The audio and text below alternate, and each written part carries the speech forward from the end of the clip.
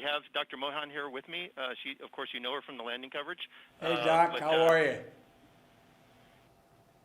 I'm doing very well, Mr. President. I just Thank want you you to know. for taking the time to speak with us. Are you kidding me? What an honor this is. This is an incredible honor, and it's amazing. Indian of descent Americans are taking over the country. You, my vice president, my speechwriter, Vinay, I tell you what, but thank you. You guys are incredible. Did you want to say something? I'll be quiet. Absolutely, Swati. Tell us how you felt on landing day, and actually what path brought you to here at the lab. Absolutely. So my path actually started way back when I was a child watching my first episode of Star Trek.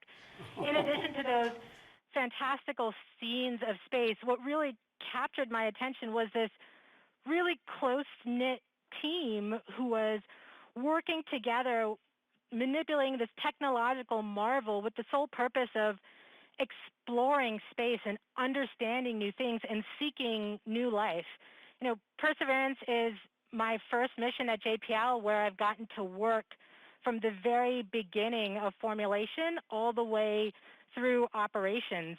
And it's made me feel like I was part of that crew, being able to work with this incredibly diverse, talented team that has become like a family. Spending years creating our own technological marvel has been a privilege. Those last days and weeks leading up to landing day, it was pretty smooth, but we were all still really nervous and frankly terrified until we got through those final 7 minutes. To be able to call touchdown safely, to see those first images come back from Mars, to see the place where we had never been able to go to on Mars before, and go there, reach there for the express purpose of seeking out new life, just made it feel like I was living in a dream. Now that that tremendous relief has passed for the team of being able to be there safely, all that's left is the excitement and the thrill of all the scientific discoveries that are yet to come of what Perseverance can actually find, and hopefully find those signs of past life on Mars. Well, I tell you what, you said you feel like you're living a dream.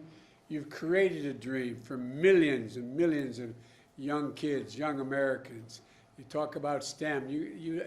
Look, the thing that I found so exhilarating about this, you all did this, the whole team, the team I can see now, and the entire team at JPL. What you did, you restored a dose of confidence in the American people. They're beginning to wonder about us. They're beginning to wonder, are we still the country we always believed we were? You guys did it. You guys gave a sense of America's back. It's astounding what you did. You should not underestimate it. You should not underestimate it. You did it the most American way. You believed in science. You believed in hard work, and you believed there wasn't a darn thing you couldn't do if you put your minds together. One of the reasons why we're such an incredible country is we're such a diverse country. We bring the best out of every single solitary culture in the world, here in the United States of America. And we give people an opportunity to let their dreams run forward. And I can't tell you how much, everyone was so down the last years about, is America still the font of change, and are we still the country that has hopes and develops and pursues the most unlikely things to happen? And we are. And you all demonstrated it. I really mean this.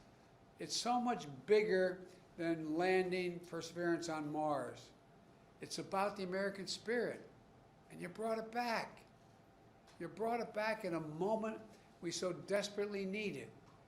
I was talking to a head of state who was calling me about congratulating me in becoming president. And then I later heard from another head of state saying, America's changed so much They used to be so competent to do great things, and here they can't even deal with the coronavirus. Look how badly organized they are. That was said by a head of state, and America's image in the world. And it matters. It matters because democracies have to demonstrate they can run as efficiently and more efficiently than autocracies. There's a big battle going on. Your kids are going to be studying about when democracy once again reestablished it could do anything, as opposed to autocracies that can just command things. I just can't tell you how much I believe historians are going to write about what you did at the moment you all did it. At the moment you all did it. You should take such great pride in what you did. We can land a rover on Mars, we can beat a pandemic, and with science, hope, and vision, there's not a damn thing we can't do as a country. We have never, ever, ever failed to meet a goal. We've set our mind to it, and we've done it together. And that's what you all showed. So it goes way beyond the whole notion of what you just recently did. And God only knows what is going to come from this. God only knows what's going to happen. But you all are incredible.